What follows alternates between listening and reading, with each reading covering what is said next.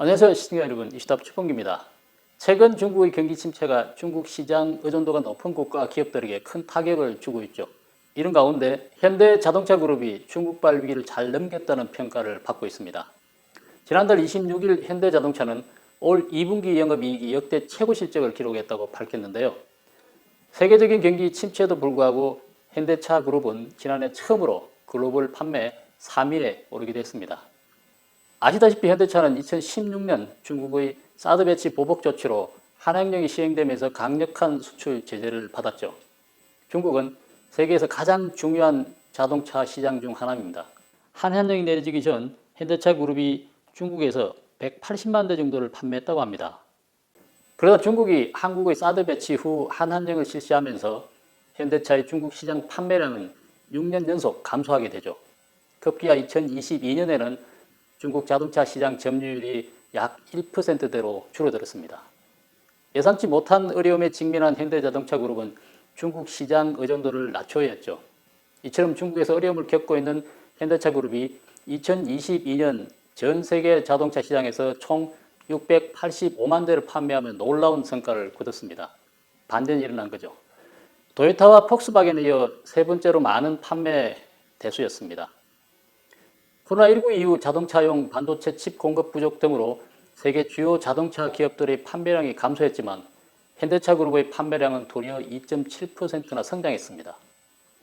현대차 그룹이 이렇게 기록적인 판매량을 달성할 수 있었던 것은 미국과 유럽을 비롯한 해외 시장에서의 성공이 있었기 때문으로 분석이 됩니다. 중국을 대신할 시장 다변화 전략으로 대반전을 이뤘습니다. 덕분에 지난해 현대차 그룹의 미국과 유럽 시장 점유율은 각각 10.8%, 9.4%를 기록하면서 역대 최고를 기록했다고 합니다. 최근 핫한 자동차 시장으로 떠오른 인도에서도 처음으로 80만 대 이상을 팔았다고 합니다.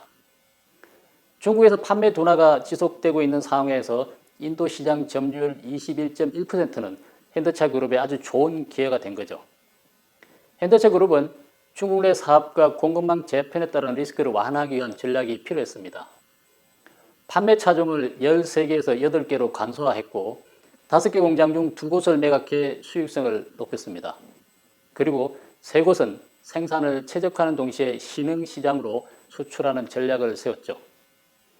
중국 시장 의존도를 크게 낮춘 현대차 그룹과 반도체 분야에서 지금도 중국에 크게 의존하는 삼성전자는 큰 대조를 보이고 있습니다.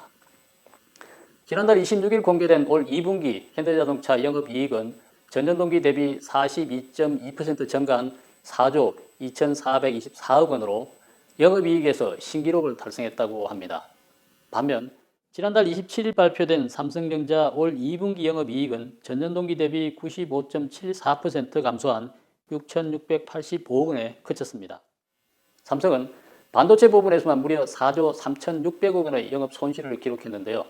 이 덕분에 현대차는 올 1분기에 이어서 2분기마저도 삼성전자를 제쳤다고 합니다. 한국을 대표하는 삼성과 현대 두 기업의 중국에서의 향후 전망은 어떨까요? 지난 4월 삼성증권이 발표한 보고서에 따르면 현대차 그룹의 전망은 밝습니다. 삼성증권은 2022년 수치를 바탕으로 현대자동차는 오는 2026년까지 9,200만 대의 판매량을 기록하면서 세계 1위 자동차 그룹이 될 것이라고 예측을 했습니다. 보고서는 또 글로벌 자동차 산업에 직면한 가장 큰 도전 과제는 미중이 긴장된 관계를 지속하는 문제와 중국 자동차 시장에서 전기차로의 전환 속도가 빠른 문제를 꼽았습니다. 이러한 요인들로 인해서 자동차 업체 순위가 재편될 것이라는 건데요. 현재 중국 시장의 자동차 업계 순위는 폭스바겐과 도요타가 각각 1, 2위를 차지하고 있습니다. 근데 문제는 두 기업 모두 전체 매출의 상당 부분을 중국 시장에 의존하고 있다고 합니다. 그런데 이 기업은 전기차로의 전환 속도를 따라잡는 데 매우 큰 어려움을 겪고 있다고 하죠. 보고서는 2026년까지 폭스바겐과 도요타의 중국 내 판매량이 현재의 절반 수준으로 줄어들 것으로 내다보고 있습니다. 반면 두 기업에 비해 현대자동차 그룹은 중국 시장 의존도가 크게 낮습니다. 그리고 미국과 인도에서의 현대차 수요는 꾸준히 증가할 것으로 예상이 된다는 겁니다. 리 위아나 전 베이징 수도사범대학교 교수는 지난달 25일 에포크타임스와 인터뷰에서 호주를 비롯한 여러 국가가 중국 공산당 정권과 디커플링이나 강경한 입장을 취한 후 오히려 경제가 성장했다고 주장을 합니다. 호주가 중국 측에 바이러스 기원에 대한 조사를 요구하자 이에 반발한 중국 공산당이 강력한 경제 제재를 가했죠. 그러자 호주의 주요 수출 산업 중 하나인 철광석 가격이 급등했습니다. 호주의 대중국 수출은 감소했지만 전반적인 경제 측면에서는 아무런 영향이 없었고 호주 경제는 오히려 더 성장을 했다는 겁니다. 리정 교수는 중국 시장에서 삼성 반도체가 어려움을 겪고 있는 것을 두고 기업이 중국 시장에 지나치게 의존할 때 직면할 수 있는 잠재적 위험성을 보여주는 사례라고 지적을 하고 있습니다. 리정 교수는 중국의 경기 침체 조짐은 매우 분명하게 나타나고 있다며 중국 정부가 매력적인 혜택이나 일시적인 우대 정책으로 외국 기업을 유혹할 수 있겠지만 유혹에 넘어간 기업들은 장기적으로 볼 때 필연적으로 손해를 볼 수밖에 없다고 주장을 하고 있습니다. 여기서 잠시 삼성 스마트폰 시장을 살펴보도록 하겠습니다. 지난해 중국 스마트폰 판매량은 2억 8,600만 대로 전 세계 판매량의 약 24%를 차지하고 있습니다. 지난해 삼성 스마트폰의 중국 점유율은 1% 미만이었다고 합니다. 하지만 삼성은 세계 시장의 4분의 1을 차지하는 중국 시장을 포기하고도 스마트폰 판매량이 세계 1위를 지켰다고 합니다.